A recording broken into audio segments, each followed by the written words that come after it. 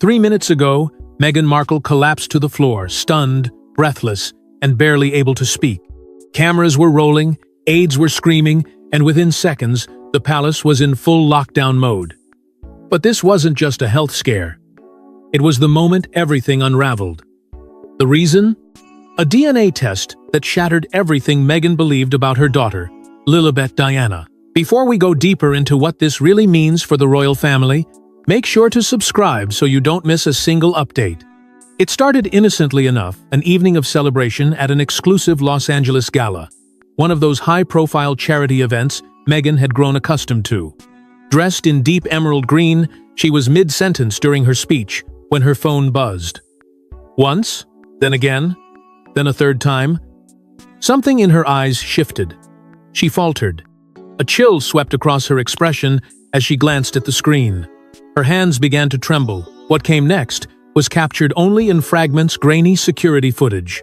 The startled gasps of guests, the dull thud of her knees hitting the marble floor. Meghan collapsed, her breath coming in staggered bursts, pupils blown wide, lips moving soundlessly. No one knew what had happened, but everyone felt the shift. It wasn't just a medical emergency, it was as if the air had been sucked from the room. Paramedics were called immediately, but Meghan refused to be taken to a hospital. Her voice was hoarse, but unmistakable. "I need to get to Harry." She repeated it like a mantra, gripping the arm of one aide, then pushing herself upright. Her eyes were wild, almost feral with disbelief. Something in her had cracked. Within minutes, the paparazzi descended. News vans outside the hotel, helicopters circling overhead. Wild rumors started to circulate online. Was it a miscarriage? A panic attack? A confrontation? But the answer was far more devastating. A single phrase made its way through the palace's tightly guarded channels and slipped into the hands of an anonymous source. "It's about the child." And with that, the silence of Buckingham Palace turned deafening. In the chaos, Meghan was bundled into a black SUV and driven away from the scene. As she was helped into the vehicle, someone close enough to catch her words swore. She whispered, "They lied to me." Not cried, not shouted, whispered like the truth had stabbed the breath from her lungs. The car disappeared into the night, leaving the world desperate for answers and the monarchy on the edge of an unprecedented reckoning. But to understand why this moment matters, we need to rewind to the secret test that was never meant to happen and the ancient forces behind it. There was never supposed to be a test. It violated royal protocol, broke the code of silence, and risked destroying centuries of lineage. But someone either within or beyond the palace wanted answers about Lilibet. And now, the truth is out. What's in that report has the power to unravel the monarchy. The request was buried beneath layers of deniability. It came through unofficial channels, routed through a network of discreet intermediaries. No names, no digital trail. But make no mistake, it came from someone powerful enough to bypass tradition and desperate enough to risk everything. A single command: test the child. The sample was acquired quietly, under the guise of a routine pediatric checkup. Meghan never suspected a thing. The nurse had been cleared by security, her credentials verified, her demeanor warm. But when she left that Malibu clinic with a vial of Lilibet's DNA, she was no longer working under Meghan's trust. She was working under royal orders. Within hours, the sample was en route, tucked inside a temperature-controlled container on a private jet bound for Switzerland. Destination: a confidential genomic facility nestled in Geneva, known for two things: its airtight discretion and its history of catering to Europe's most powerful families. There, behind layers of biometric security and non-disclosure agreements that could bankrupt a nation, the test was run. Not once, not twice, but 3 times. The results each time identical. The technician tasked with the sequencing would later leak an anonymous statement through an encrypted channel. "We triple-checked. It wasn't a glitch, but who wanted this test?" That question, more than any other, continues to shatter allegiances. Rumors began circling of a shadowy network operating behind the crown, an ancient fraternity referred to in hushed tones as the Order of Windsor Custodians. Their mission? to protect the purity of royal bloodlines at any cost. And they'd been watching Meghan and her daughter from the very beginning. Their fears weren't vague suspicions. They had dossiers, timelines, genetic patterns, and when they saw what they saw, the words they stamped across the final report weren't vague either. It read, "Genetic discrepancy, immediate notification required." Those 4 words detonated behind palace walls like a bomb. But what exactly was this discrepancy? And why did it ignite a war between Harry and the crown? For 1,000 years, royal blood has been sacred. But the DNA test didn't just question paternity. It threatened the very idea of what it means to be royal. Suddenly, Lilibet became the center of a constitutional firestorm. And Meghan, the villain, or the victim. The report didn't merely suggest irregularity. It declared absence. Absent were the specific genetic markers historically associated with the Windsor bloodline anomalies too stark to ignore. Scientific terms filled the margins, but one reality rang louder than all. The child did not possess what had been deemed essential. Not in hair composition, not in mitochondrial patterns, not even in deeper recessive markers passed down since the Georgian era. It wasn't just unusual, it was unprecedented. Within hours of the results leaking to the upper echelons of the Royal Legal Council, internal discussions began to take shape, tense, whispered, and behind triple-locked doors. Constitutional advisors, some of whom had been dormant for decades, were summoned. Their verdict? Lilibet Diana's place in the royal line of succession was now under review. The phrase echoed through the palace like a gunshot. This wasn't about love. This wasn't about family. This was about legitimacy. And for the monarchy, that meant survival. A single damning message soon found its way into the hands of a journalist known for breaking stories the palace tried to bury. It came from an encrypted device linked to the now King Charles. The message read, "We cannot allow a pretender." Whether it was genuine or planted, its impact was immediate. Headlines exploded. Hashtags surged. Overnight, Meghan went from media exile to full-blown pariah. She wasn't just painted as a woman scorned, she was now accused of deception on a national scale. Meghan, blindsided and enraged, refused to stay silent. Her voice cracked with fury as she accused the crown of institutional sabotage and thinly veiled racial bias. This wasn't science, she argued, it was a vendetta dressed in the language of genetics. She demanded to know who had approved the test, who had authorized the leak, and above all, who had dared to question her daughter's identity. Harry, caught between the crumbling weight of tradition and the raw emotion of his wife, began to unravel. He demanded full disclosure from the Swiss lab. He wanted the chain of custody documents. He needed names, timestamps, proof. For him, this wasn't just betrayal. It was surveillance. And it was war. In Buckingham Palace, the response was swift and surgical. An emergency summit was convened. The agenda, redacted for public consumption, was known only by its chilling codename, Operation Legacy Purity. A plan not just to contain the scandal, but to cleanse it. But as the Crown scrambled for damage control, Meghan launched her own investigation and uncovered a betrayal far closer to home. What if the man you trusted most knew the truth before you did? Meghan thought she and Harry were united against the monarchy. But hidden emails, hushed meetings, and a mysterious envelope suggest otherwise. Was Harry protecting the crown? Or himself? For Meghan, the betrayal wasn't in the test. It was in the silence. In the way Harry's eyes flickered when she asked too many questions. In the way he suddenly changed the subject every time the word DNA came up. She'd brushed it off, at first chalked it up to stress, to pressure, to trauma. But when she borrowed his laptop late one night, searching for an old photo of Lilibet, she found something she was never meant to see. A folder, buried under layers of encryption. She cracked it open, half guessing his passwords, half praying she was wrong, and what she found made her knees buckle. The emails were clinical, detached, sent to and from a London-based private intelligence firm known to employ ex-MI6 agents. The earliest one was dated 6 weeks before Lilibet was born. The subject line, Preliminary Arrangements, Ancestral Verification. Her breath caught. Harry had commissioned his own DNA test before the palace ever did. Before Lilibet had even taken her first breath. But that wasn't the worst part. In the back of the drawer where Harry kept old letters and notes from his mother, she found it. An envelope, cream-colored, slightly torn. Handwritten on the front, to H. Only, do not open around her. Meghan's hands trembled as she slid it open. Inside was a single page, printed with sterile precision. It contained lab instructions, dates, and a chain of custody note confirming collection had already occurred on Harry's personal request. When she confronted him, her voice was raw with disbelief. "Is she even ours?" The words sliced the air like a blade. Harry didn't respond at first, just stood there, staring into nothing. Then, quietly, almost brokenly, he said, "I needed to know before they used it against us. Not for peace of mind.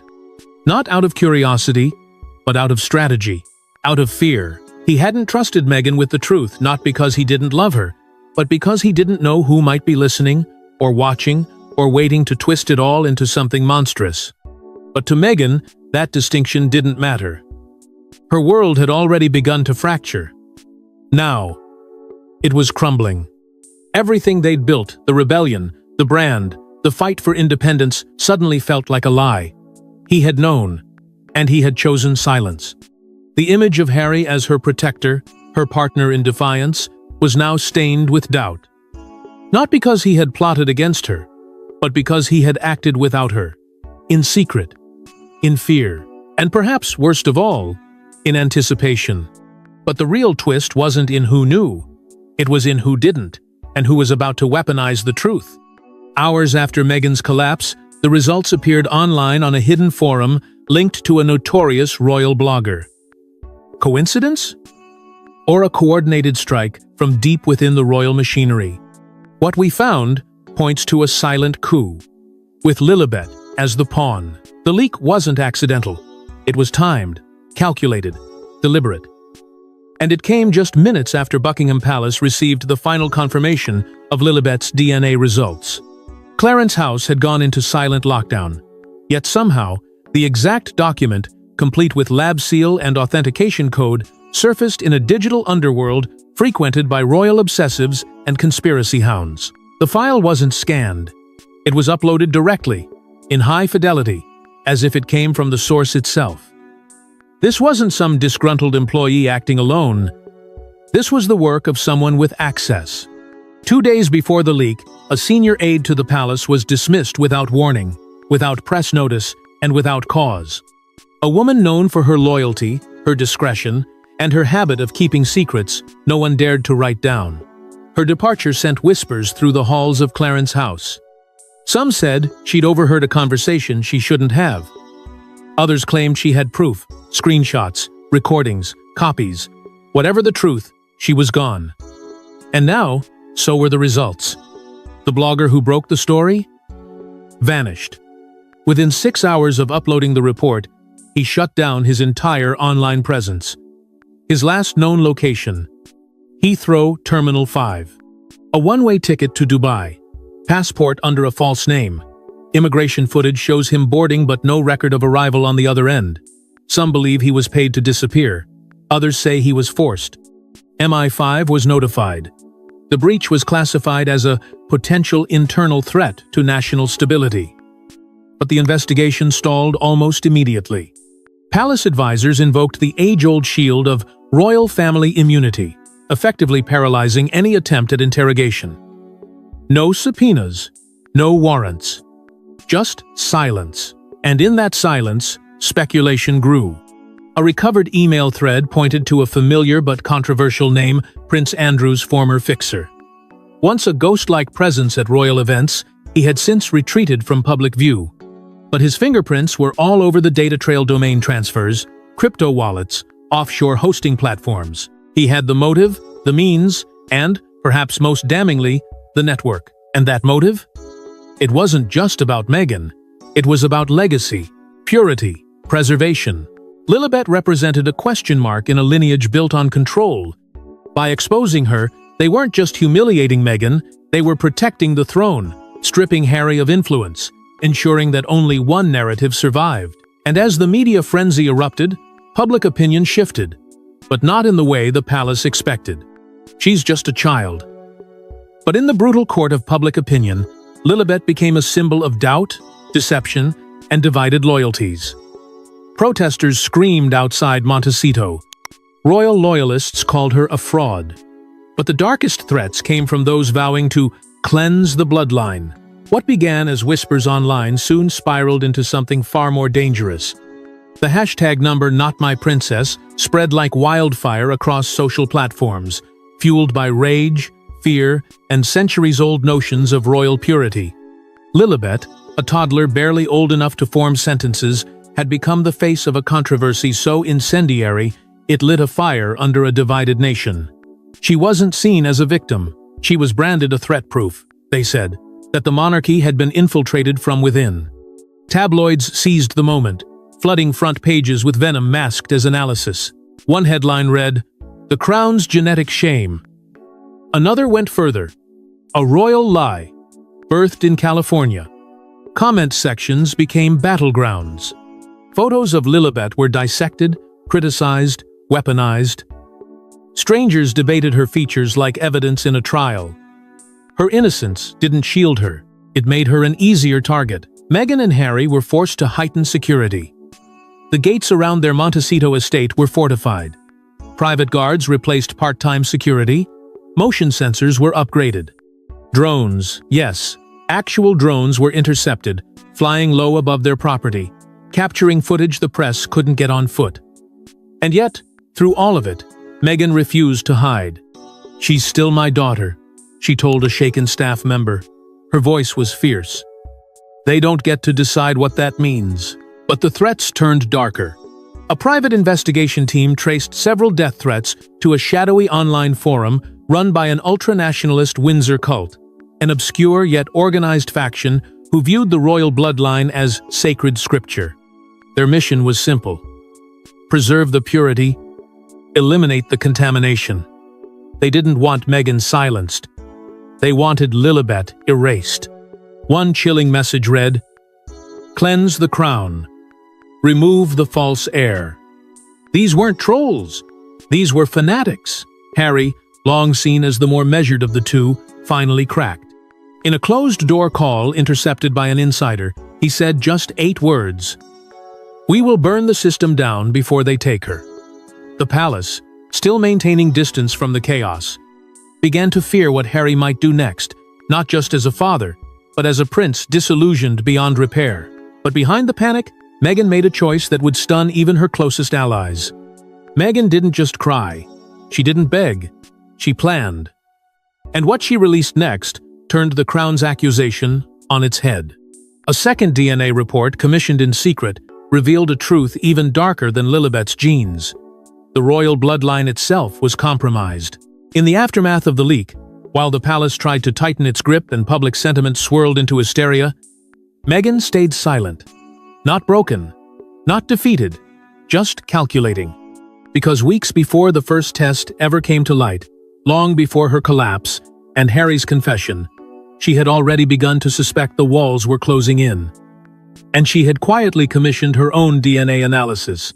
But unlike the Crown's version, hers wasn't conducted in Europe under layers of secrecy and monarchy-controlled silence. It was done in Santa Barbara, at a private medical research center with no ties to the Windsors, no access to the press, and no allegiance to the Crown. The results were everything she'd hoped and something she never expected. Not only did they confirm Lilibet's full biological connection to both Meghan and Harry, but they also uncovered a far more disturbing anomaly buried in the palace's own family tree. Another set of royal DNA, taken from publicly available samples used in medical archives, revealed glaring inconsistencies, markers that didn't match the Windsor lineage. Markers that shouldn't have been there. Meghan's team cross-referenced the genome, and what they found pointed to someone else. Someone high in the line of succession, someone carrying traits from outside the royal bloodline. At the heart of the report was a whisper, a thread, a possibility, that the real deception had started not with Meghan, not with Lilibet, but with the Queen's own maternal ancestry, buried, hidden, rewritten in dusty ledgers and cloaked in generations of silence. This wasn't just a counter to the monarchy's narrative. It was an earthquake, and Meghan was done playing defense. Her media team released a teaser, a 30-second video clip featuring only her voice and the words, "They told me to stay silent. I have proof they lied." The world stopped. The press scrambled. The palace spiraled. Legal teams were mobilized overnight.